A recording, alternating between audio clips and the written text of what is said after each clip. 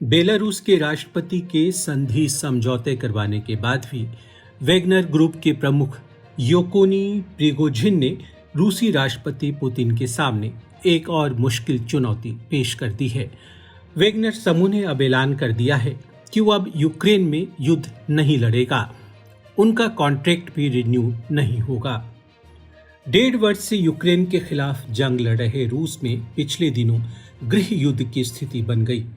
इससे रूसी राष्ट्रपति व्लादिमीर पुतिन को तख्ता पलट का डर भी सताने लगा। आखिर पुतिन को किससे डर लग रहा है, जिसके लिए उन्होंने कहा कि वैगनर ग्रुप के प्रमुख योकोनी प्रिगोजिन सशस्त्र विद्रोह कर रूस को धोखा दे रहे हैं। उन्होंने देश की पीठ में छुरा भोंका है।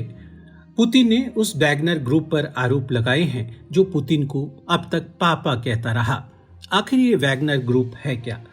वैगनर ग्रुप, जिसे पीएमसी वैगनर भी कहा जाता है, ये एक रूसी अर्धसैनिक संगठन है जिस पर कोई कानून काम नहीं करता। यह एक प्राइवेट सैन्य कंपनी है जो भाड़े के सैनिकों का एक बड़ा नेटवर्क है। रूस के लिए प्राइवेट आर्मी बड़े काम की चीज है। इस आर्मी से कोई भी सीक्रेट मिशन करवाया जा सकता है। इसके किसी भी एक्शन की जिम्मेदारी रूस पर आती नहीं। वैगनर आर्मी के कितने सैनिक मरे, इसका कोई डाटा भी नहीं रखा जाता। पहली बार यह ग्रुप 2014 में क्रीमिया पर रूस के कब्जे के दौरान सामने आया। यह ग्रुप कहीं भी रजिस्टर्ड नहीं है। साथ ही इस ग्रुप को पैसा कहां से मिलता है, इस बात की भी कोई जानकारी नहीं है। इस ग्रुप पर पुतिन के करीबी येवगेनी प्रिगोजिन का वरद हस्त है।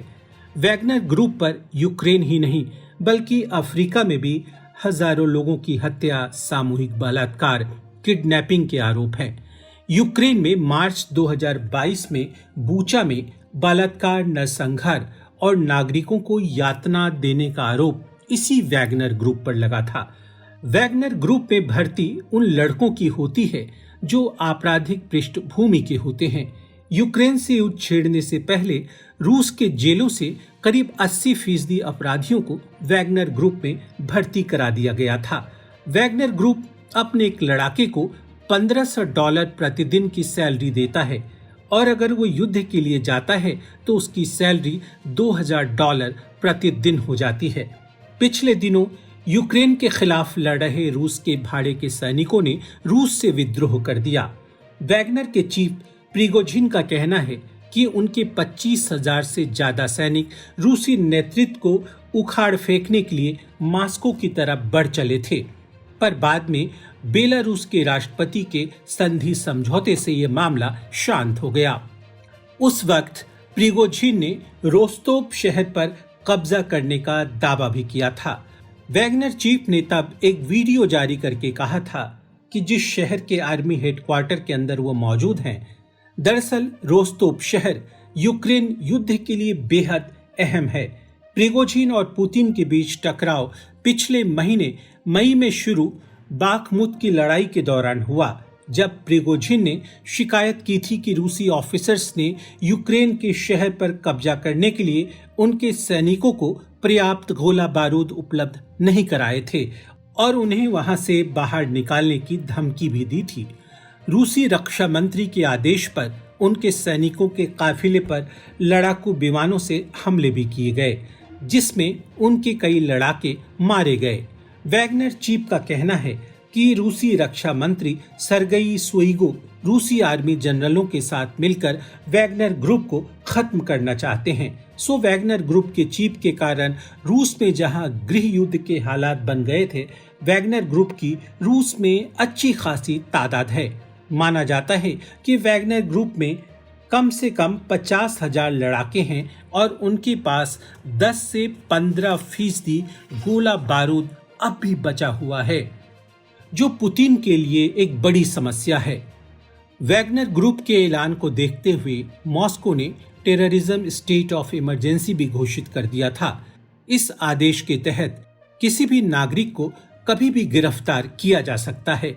वहीं पुतिन के 5 मिनट के देश को संबोधन के बाद सेंट पीटर्सबर्ग में वैगनर के ऑफिस पर छापा भी मारा गया था।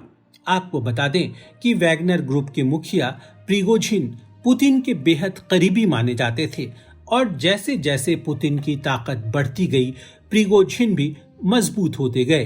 पहले प्रिगोजिन एक बिजनेसमैन थे, बाद में वे प्राइवेट आर्मी के मुखिया बन बैठे। वैगनर ग्रुप में लड़ाकों की भर्ती के विज्ञापन खुले तौर पर रूसी शहर के बिलबोर्ड पर दिए जाते हैं और रूसी मीडिया इसे एक देशभक्त संगठन के रूप में पेश करता रहा है। पिछले दिनों प्रिगोजिन ने अपनी आर्मी के 25,000 लड़ाकों के साथ मॉस्को मार्च करने की घोषणा की थी और मॉस्को से 200 किलोमीटर पहले पहुंच भी गए थे। पर बेलारूस के राष्ट्रपति के हस्तक्षेप के बाद प्रिगोजिन ने अपने लड़ाकों को मॉस्को के रास्तों से वापस बुला लिया, जिस कारण रूस में तख्तापलट की कोशिशों पर विराम लग गया। प्रिगोजिन की कॉनकॉर्ड कैटरिंग फर्म है। पुतिन सरकार के साथ खान पान के कॉन्ट्रैक्ट के कारण इसे पुतिन का शेफ भी कहा जाता है। वैगनर ग्रुप के भाड़े के सैनिक लीबिया, सीरिया, मध्य अफ्रीकी गणराज्य, माली सहित कई देशों में पहले ही लड़ चुके हैं।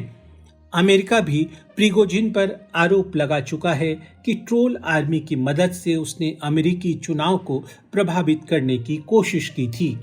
टाइम्स की एक रिपोर्ट के मुताबिक वैगनर ग्रुप के 400 ज्यादा लड़ाकों को यूक्रेन के राष्ट्रपति जेलेंस्की की हत्या के लिए कीव भी भेजा गया था। अब पुतिन के सामने सबसे बड़ी समस्या है कि क्या वे प्रिगोजिन की मांग को मानते हैं, जिसमें रक्षा मंत्री सर्गेई शोइगु को और जनरल गेरासिमोव को रक्षा मंत्रालय से हटाने की मांग शामिल है।